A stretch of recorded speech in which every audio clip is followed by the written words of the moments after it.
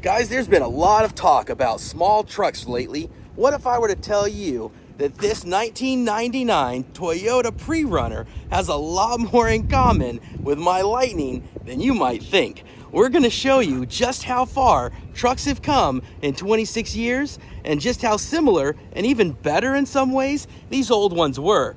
This affordable Toyota Tacoma PreRunner is a remarkable vehicle, and my buddy Tim, his dad, was a NUMMI employee down at the Fremont factory where Teslas are made today, and 26 years ago, he and his team built this truck. He bought this truck, so when I saw it today, I knew I needed to make a video and show just how different trucks are today from what they were 26 years ago. That's older than the iPhone that I'm filming this video with that didn't even exist when this truck came out. Let's talk about the Toyota Tacoma PreRunner SR5 on Bow Family EV.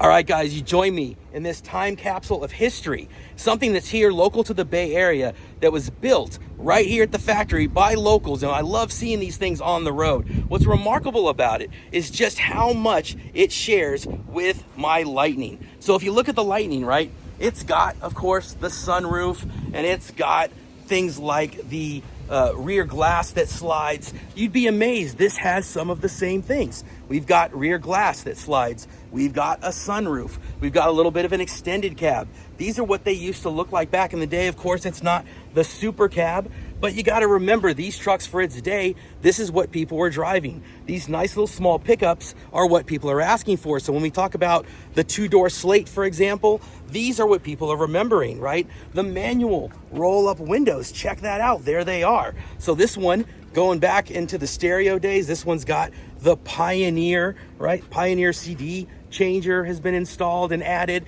But here we are with something that everybody asked for on the Lightning and nobody has. A 6-foot bed, guys. 6-foot cargo bed, and it hauls 1,500 pounds. That's only a couple hundred pounds less than my full-size Lightning here does, with only a 5.5-foot bed. Crazy, right? Towing capacity. Let's talk towing. The Lightning, because it is the Platinum and has a lot of extras, it's only, even with the max tow package, doing, maybe 7,500, 8,500 pounds. It can go up to 10,000 pounds if it wasn't the Platinum.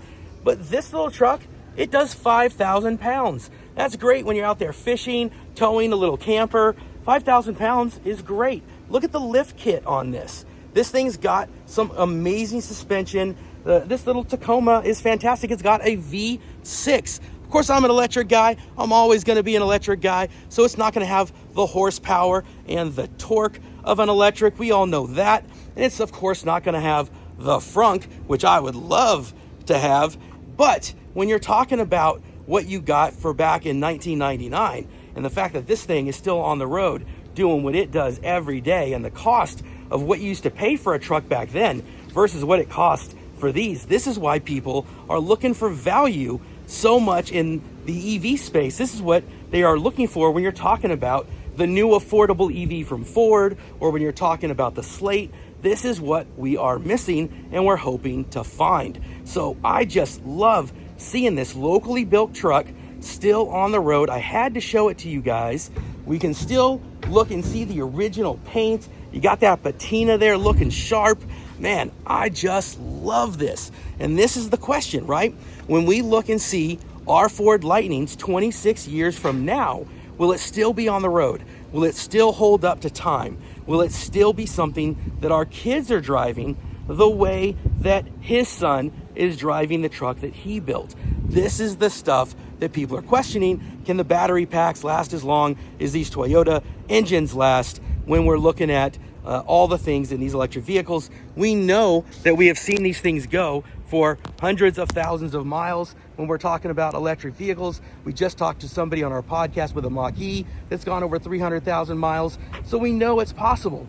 And of course, these things have gotten so big and so expensive. I paid $70,000 for the Lightning, and I love it. It's so smooth.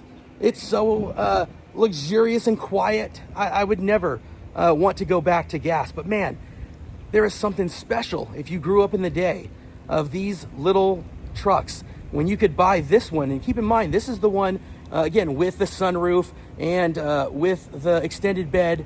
And then, so this one was about $22,000 fully equipped. It's got cruise control, guys. There are vehicles today being sold without cruise control in it. So it had all the cool bells and whistles.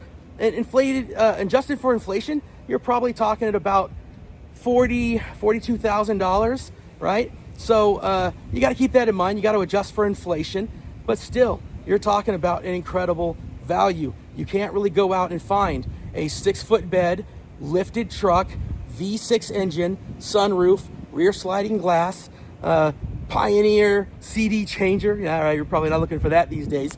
You're not going to find all that for $40,000 in a vehicle. And this is the type of thing that we're talking about out there when we're looking at affordable vehicles. What has happened to the price where all of our EVs, when we get out there, are constantly $60,000, $70,000, $80,000. We got to get the price down.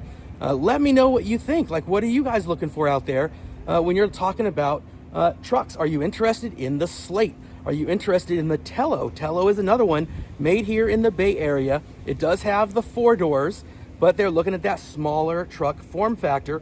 Ford, super interested in what they are doing with that smaller Maverick-sized form factor. What do we think about that? Is it going to have the midgate? They've kind of camouflaged it. Are they going to be in the spirit of what we see here with the Tacoma? Are we going to be able to get that affordable $30,000 price point where you get to have all of the efficiencies up to 300 miles, they say, but that truck bed, not going to be 6 feet like we see here, that's for sure. But you're going to have more room in the cab. That's what you're trading off, right? Here, you don't have the room in the cab. You've got this little small section where you're kind of turned sideways. You're not really facing forward. So totally different cab design, and that's what you are sacrificing when you get the 6-foot bed. So totally different form factors. I'd love to hear kind of what you guys think, and are you interested in these type of smaller 2-door trucks? Slate is going to be the first one, I think, that comes out, and it's going to be the real test, followed by TELO and the Ford Universal EV platform. Those will be really the question marks, because honestly, I haven't seen a lot coming from the Nissan Leaf. I haven't seen a lot coming from the Chevy Bolt. Those are affordable vehicles, and they're not blowing the doors off sales figures. So as much as we say we want affordable EVs, I'm not seeing those things launching out of the showroom floors. So will that be different for the trucks? We know that with the bigger trucks, they haven't hit the sales numbers to be profitable. And the question is, will the affordable ones do any better? And I know with Ford, it's a platform, not just a vehicle. So they will eventually have maybe SUVs and many other even vans and things that will go off that platform. So a lot to come with them. Autonomy is in the mix. We know we've got R2 coming, which is going to eventually start at 45, but with the launch edition is much higher than that. So again, the value of this Tacoma PreRunner, so remarkable for its day, the longevity, the value. This is the stuff that I think anybody can work on it. You can take it to any repair shop. You can go get parts. You can work on it in your own garage. These are the things that will be interesting to see if Slate delivers that value where you can take in your own garage and convert it from a truck to an SUV to a Jeep. There are so many things that you can work on it yourself and customize it. That's been a little bit of what's missing in the EV landscape, that ability to kind of do it yourself, make it your own. And that, I think, might be the differentiator. It's the only one that I've seen that even approaches kind of this old school mentality of affordability, customization, repairability. We'll see if that really, though, takes hold or if it's just a gimmick.